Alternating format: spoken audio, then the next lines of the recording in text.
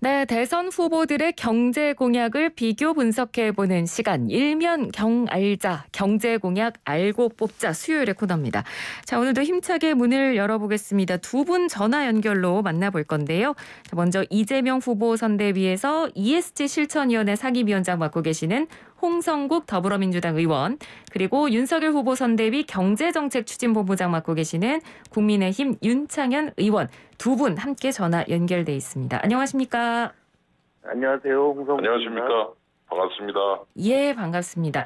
자, 먼저 홍성국 의원님 오늘 첫 출연이셔서요. 먼저 저희 생생경제 청취자 여러분께 인사를 좀 부탁드리겠습니다. 안녕하세요. 세종갑 더불어민주당 홍성국 의원입니다. 민간 금융회사에 근무하다가 21대 총선에 참여해서 국회의원이 됐습니다. 많이 배우겠습니다. 네, 감사합니다. 잘 부탁드리고요. 자, 먼저 오늘은 저희가 두 후보의 GTX 공약부터 좀 비교 점검해보는 이 주제를 첫 번째로 준비를 했습니다. 윤창현 의원님께 좀 여쭤볼게요. 예. 이 윤석열 후보가 GTX DEF 노선을 신설을 해서 서울 도심까지 30분 시대 열겠다. 이런 공약을 발표를 했는데요. 구체적으로 어떤 내용인지 설명을 좀 해주시죠. 예, 사실 지도를 좀 보여드리면서 해야 되는데, 이 라디오라서 이 목소리밖에 안 들려서, 예. 이거를 전부 자세하게 말씀드리기는 어렵지만, 기존에 A, B, C 노선이 있는데, 그건 연장을 합니다. 평택까지.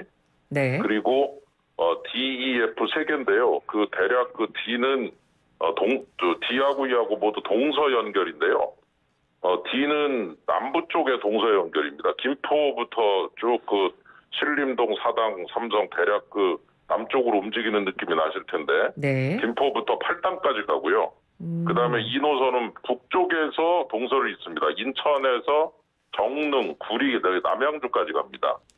그리고 이제 마지막으로 F 노선은 순환선입니다. 네. 이 수도권 전체를 아주 굉장히 넓은 원으로 이렇게 연결을 해가지고서 쭉 바깥 외곽 쪽을 돌리는, 그래서 고향부터 해서 용인으로 해서 성남, 의정부, 고향에서 한 바퀴 쫙 도는 라인입니다. 그래서 동서를 잇는 북부 남부의 D하고 E, 그다음에 F는 이렇게 동그란 순환선.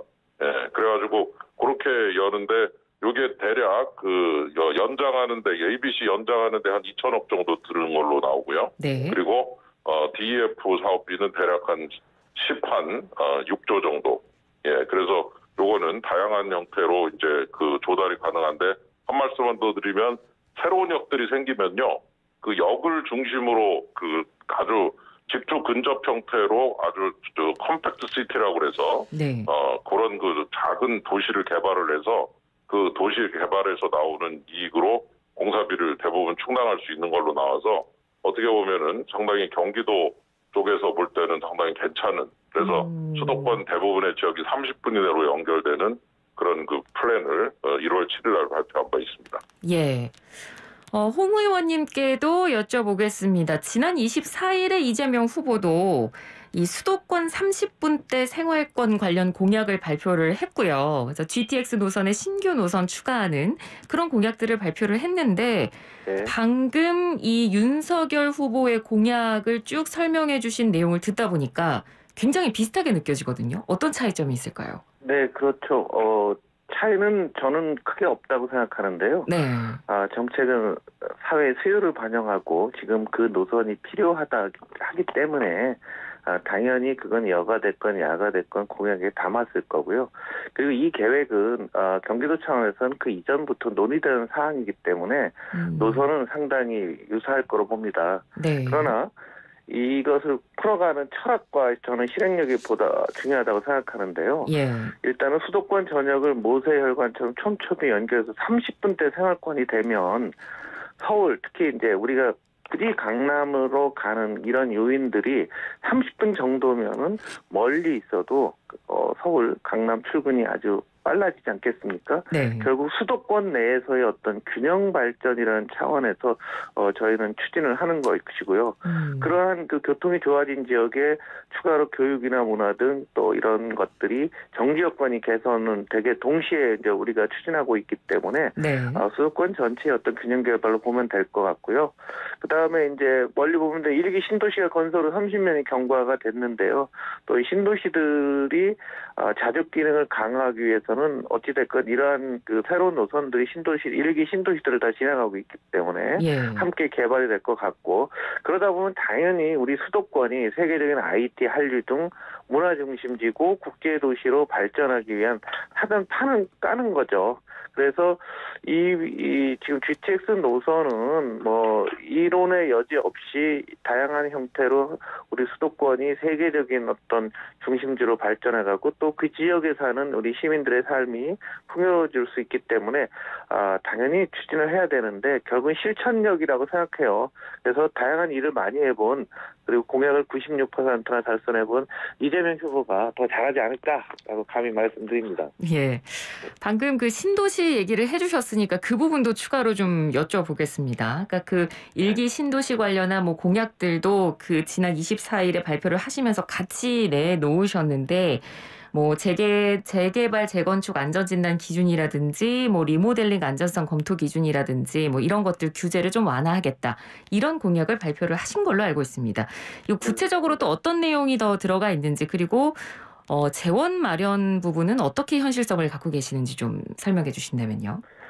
지금은 부동산 가격이 많이 올라가다 보니까 전부 올라가는 것만 생각들을 하고 있는데요. 일본의 경우 한 40여 년 전에 이제 동경 주변이 너무 집값이 비싸니까 주변에 많은 신도시들을 개발했었는데, 네. 우리 같은 이제 GTX도 아니고 시간도 오래 걸리고 또 방치하다 보니까 일본의 그 신도시들이 지금 다 굉장히 슬럼화되어 있습니다. 그래서 지금 우리가 수도권의 주택을 더 좀 늘려야 된다는 어떤 현실적인 상황과 그리고 장기적인 측면에서 우리 일기 신도시들을 활성화시켜서 자족 기능을 강화하기 위해서는 방법은 결국은 신도시 특별법을 만들어서 재건축, 재개발, 안전진단 30년이 지났지 않습니까? 그러니까 이제는 가장 현실적인 방법이다. 그쪽에 대한 수요나 또 많은 인프라들이 갖춰져 있기 때문에 네. 신도시를 리모델링하고 재건축, 재개발하는 걸 이제 지금부터 시작을 해야 된다라는 생각이 들고요. 그래서 일단 GTX 통과라고 연결해서 이제 시간 단축하게 되면은 도시가 활성화하고 기업들도 이전이 촉진이 되겠죠. 그래서 그러기 위한 어떤 특별법을 제정해서 자족형 도시로 만들게 되면, 현재 사실 신도시가 배드타운의 형태가 상당히 강했는데 예. 배드타운이 아니라 자생역 같은 이런 도시가 될 것 같고요. 그럴 때 재건축하면서 용적률을 한 500% 정도 좀 올리게 되게 되면은 당연히 여기서 비용 부담은 뭐 거의 없을 거다라는 생각이 들고요. 그리고 신도시 주변에는 특히 경기 남부권 같은 경우에는 다양한 산업단지가 있습니다. 뭐 잘 아시는 반도체 단지를 비롯한 이런 산업단지와도 연결해서 가져서 지역별로 신도시와 좀 산업까지도 연결이 되게 되면 네. 기존의 배드타운에서 신도시가 자족 기능이 높고 정주 여건이 매우 향상되는 그런 형태로 되지 않겠는가라는 생각이 들고요. 네네. 이런 과정 속에서 이 부분은 신도시를 활성화하는 것은 예산은 크게 들 건 없죠. 기존의 어떤 재개발이고 지금 부동산이나 이런 부분에서 상당한 효과들이 있기 때문에 공공개발을 했을 경우에는 큰 문제는 없다라고 생각하고 있습니다. 예. 이 일기 신도시 관련 공약을 윤석열 후보도 낸 걸로 알고 있는데요. 윤창현 의원님 좀 이야기를 더 해주신다면요. 예, 비슷합니다. 저 공약에 저작권 특허권이 없다 보니까 어떻게 보면은 먼저 나오기도 하고 비슷하게 또 나오고 또 사실 부동산 보면은 너무 비슷해요. 예. 네. 그래서 이 부분에서 차별성을 굳이 강조한다는 것이 조금 그렇다라고는 생각이 들고, 다만 이제 현 정부 기조, 현 정부 문재인 정부가 하려고 했던 방향이라든가 26번의 정책과 완전히 반대되는 이제 공급 위주 정책을 여당 후보가 발표를 했는데, 그리고 도대체 정부 기조는 뭐고 여당 후보 기조는 뭐냐, 그리고 그런 부분이 믿을 수 있는 여지가 있는 거냐라는 질문을 이제 던질 수밖에 없지만 내용 자체는 상당히 유사하다라는 것이고, 그다음에 이제 좋은 말씀 주셨습니다만은 일기가 이제 2주를 해야 되지 않겠습니까? 재건축을 하면. 네. 그러면 이제 그게 한꺼번에 이제 2주를 하게 되면 주변으로 가면서 또 집값 상승 요인이 돼요. 그렇습니다. 그래서 이제 저희들 같은 경우는 3기 신도시를 발표를 했으니 3기 신도시에다가 1기 주민들이 이주할 수 있는 그런 일단 한 3년, 2, 3년 살 수 있는 듣고 나서 이제 그분들이 새 집으로 다시 돌아가시면 거기를 이제 임대 아파트로 활용을 하는 이런 그 이주 단지도 좀 계획을 하고 있습니다. 네네. 그래서 그 1기 신도시의 대량 재건축에 대비한 3기 신도시 이주 단지 이런 것들도 지금 저희들이 계획을 하고 있어서 그런 부분은 약간 차별이 되는 면이 있고요. 그래서 네. 1기 신도시를 잘 이제 재개발하면서 조금 더 용적률을 높여서 많은 주택을 공급하는 동시에 이분들이 이주를 하더라도 집값이 안 오르도록 하는 그런 장치까지 지금 마련을 하고 있다 이렇게 말씀을 드릴 수 있겠습니다. 예, 알겠습니다. 자, 이번에는 두 후보의 금융정책 공약을 좀 살펴보도록 하겠습니다. 먼저 홍성국 의원님께 여쭤볼 텐데요. 일단 이재명 후보의 공약은 이렇습니다. 청년층이 1,000만 원 이내의 돈을 장기간 은행이자 수준으로 빌릴 수 있게 해주겠다. 요즘 뭐 금리도 계속 오르고 이제 이자는 금리에 따라서 움직이기 때문에 특히나 청년층은 사실 이 이자 내는 부담이 만만치가 않거든요. 비싼 이자에 청년층이 내몰리지 않도록 하겠다. 뭐 그런 의지라고 보면 될까요? 네, 그렇습니다. 우리가 최근에 이제 이런 TV를 돌리다 보면 과거에 보면 대부업 광고가 참 많이 나왔었죠. 예. 근데 요즘 안 보일 겁니다. 그 이유는 이제 법정 최저금리가 떨어지게 되니까 20%에 딱 막히게 되니까 대부업들이 수익성이 없어지면서 철수를 많이 하고 있어요. 그렇게 되면은 젊은 사람들의 입장에서는 신용이 없잖아요. 가진 네. 자산도 없고. 그러면 젊은이도 1인 가구를 구성하기 위해서는 본인도 일정 부분 자금이 필요한 거죠. 그런데 지금 우리나라 금융시장의 문제가 빈익빈 부익부 형상이 굉장히 강해갖고 돈이 많으신 분들은 오히려 낮은 금리로 대규모로 빌릴 수가 있는 반면에 서민이나 이런 부분들은 빌리기가 굉장히 어렵고 특히 청년층은 더 그렇다는 얘기죠. 네. 그래서 한 1,000만 원 정도 정부 보증으로 하면 본인들이 사회에서 기반을 잡을 때 기반이 된다. 그리고 도덕적 회의가 발생하지 않도록 좀 기회를 줬으면 하자는 건데요. 유사하게 지금 그 대부업체들이 한 20% 이자를 주는데 결손율이 한 5% 정도밖에 되지 않습니다. 네. 그리고 지금 또 다들 아시겠지만 신용보증기금이라든가 기보라든가 또 다양한 형태의 정책금융들을 빌려가는 것에서 연장선에서 우리가 생각해 보면은 그 금액이 또 그렇게 큰 거는 아니거든요. 그래서 이게 누구나 다보다 일단 청년 세대들이 먼저 한 번쯤은 한 1,000만 원 정도 빌려주면 회사 취업할 때 양복도 있고 또 월세도 일정 부분 보증금도 있지 않겠습니까? 그런 거를 쓴다든가 해서 누구나 좀 적은 금리로 그리고 불법 사채 시장으로 가는 것을 막아서 애초 시작도 못하고서 파산하는 이런 것을 막기 위한 이런 정책으로 보시면 될 것 같습니다. 네. 근데 이 공약을 두고 이렇게 되면 정부가 보증을 지원해서 부실을 떠안는 구조 아니냐 이런 지적도 나오거든요. 어떻게 보시는지요? 네, 그리고 그런 시각이 당연히 있을 수 있죠. 모럴리스트가 발생한다고 볼 수 있는데 예. 지금 일반들은 잘 알려져 있지 않지만 실제로 신용보증기금이라고 중소기업이나 이제 중소상인들 보증해주고 또 기보 있습니다. 그런 서민금융진흥원 같은 데는 은행에서 대출한 금액만큼 일정 비율을 은행이 출연을 해갖고요. 그거로 또 보증을 해주고 있거든요. 네. 그래서 이게 금액이 수백조, 수십조 원이 드는 게 아니고 이미 이런 유사한 제도로 운영하고 있기 때문에 이것이 금융의 원리에 반하는 거다. 이런 것은 너무 좀 과한 해석이 아닐까라는 생각입니다. 네, 윤 의원님 견해는 어떠세요? 글쎄요, 취지 자체가 좋다라고 하는 것은 동의합니다.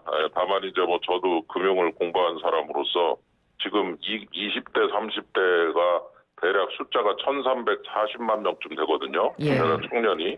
그러면 이제 그냥 단순 곱하기 1,000만 원 해보니까 134조가 나와요. 그래서 좀 많고 물론 그중에 반만 해도 이게 70조쯤 된다는 얘기거든요. 네. 지금 가계부채가 1,800조인데 거의 가계부채 100조를 늘린다는 얘기처럼 들리는데 이게 이제 누가 가져갈지 또 누가 이걸 안 받아갈 이유가 없는 거죠. 뭐 사실 네. 금리도 낮고 그래서 저는 이제 이게 가계부채를 늘리지 않겠다라고 하는 가계부채를 억제하는 그런 정책도 많이 나오고 있는 것 같은데 그런 경우에 그 억지로 부채를 100조 가량 늘리는 정책처럼 느껴져서 뭐 설계를 하기 나름이겠습니다만은 조금 이게 부담도 좀 되고 그리고 이 가계부채 억제나 지나친 빚을 좀 만들어내는 건 아닌지 좀 이 부분에 대해서 좀 정교한 설계를 좀 했으면 좋겠다라는 게 하나고 간단하게 하나만 더 말씀드리면 경경권 설계를 보니까 예상 미회수율이 1.5% 정도로 설정을 했어요. 네. 그러니까 거의 다 뭐 90한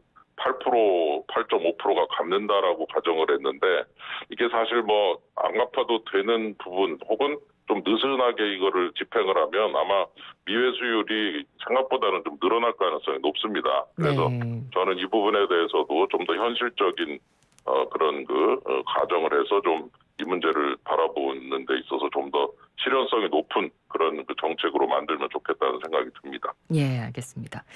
윤석열 후보의 금융정책 관련해서도 이제 추가로 여쭤볼 텐데요.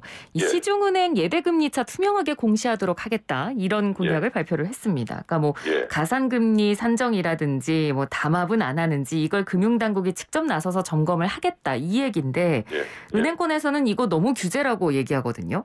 예, 들여다보겠다라고만 하면 갑자기 떨고 있는 모습을 볼 수가 있는데요. 예. 뭐 그냥 들여다보는 것 자체가 뭐 고통이 되는 건지는 잘 모르겠지만 그러나 금리가 좀 올라가고 있는데 예금 이자는 안 올려주시고 대출 이자만 막 올리시다 보니까 예대 마진이 지금 약 한 3%가 조금 안 됐는데 3%포인트가 안 됐는데 지금 3.65까지 올랐어요. 네. 그러면 이게 1%의 이자 퍼센트포인트 이자 상승이 지금 국민 부담 한 10조가 넘게 부담이 되거든요, 이게. 그래서 저는 이제 이 부분을 뭐 은행들은 좀 힘들다고 하실지 모르지만 지금 약간 엄살을 떨고 계시는 것 같고 그리고 또 은행들 지금 뭐 임금의 300%, 400%씩 막 경영 성과급 지급하고 아주 뭐 잔치를 막 벌이고 계신데 코로나 때문에 서민 자영업자들은 힘들어서 어려운데 은행들이 이렇게 이익을 막 내면서 혼자서 막 300%씩 막 그냥 보너스 받아서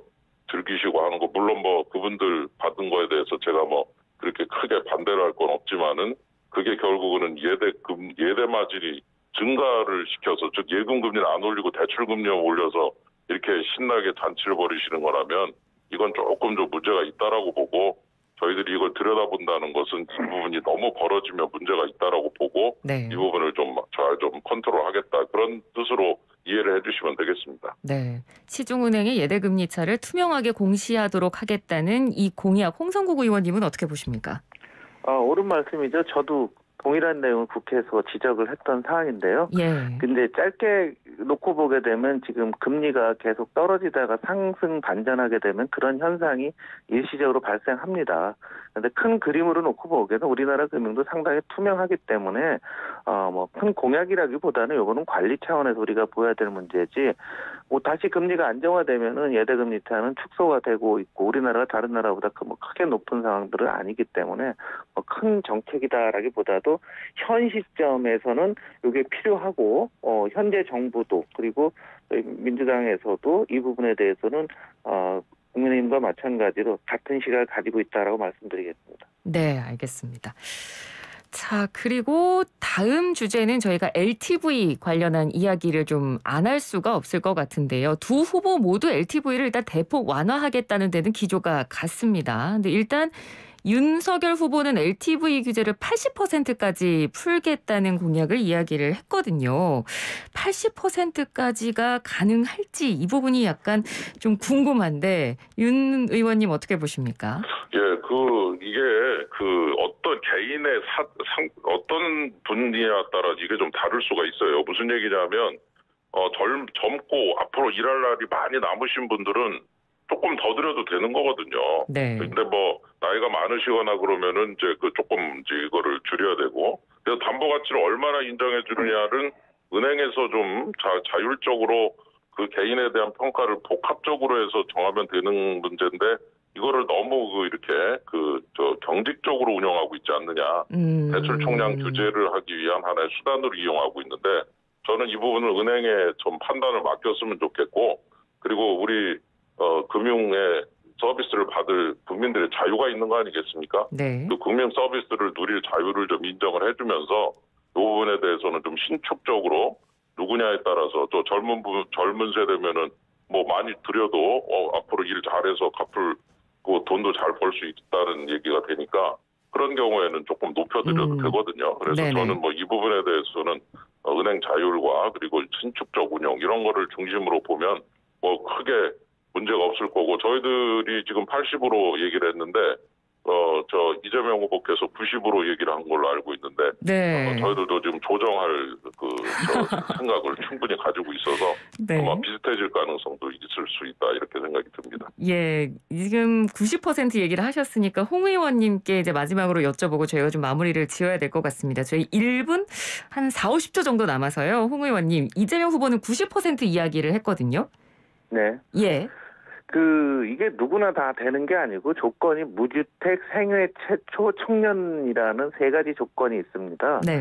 그래서 지금 현재의 상황으로 판단하는 게 아니라 미래 기대소득까지 감안해서 DSR을 적용하게 되고 그리고 여기에 대한 책임은 은행이 지고 있기 때문에 지금 윤 의원님 말씀하시는 대로 은행에서 제대로 판정을 할 경우에 지금 청년들의 입장에서는 집을 마련한다는 그 자체가 지금 부족하잖아요. 아까 금융에서도 말씀드렸다시피. 예. 그래서 마련할 의지가 있으신 분이라고 하게 됐을 경우 본인의 미래의 기대 소득까지도 땡겨서 반영하는 거고 일반인들한테 하는 게 아니기 때문에 이것이 80이건 90이건 간에 청년들한테 기회는 일단 주겠다. 지금 기회가 이제 없다. 원천 봉쇄된 이 상황에서 조금 늘려주자는 거기 때문에 제가 보는 큰 문제는 없을 것 같습니다. 예, 알겠습니다. 취지와 내용은 두 분이 의견을 같이 하고 계시는 것 같습니다. 오늘 말씀 잘 들었습니다. 고맙습니다. 예, 네, 감사합니다. 네, 지금까지 홍성국 더불어민주당 의원, 윤창현 국민의힘 의원이었습니다.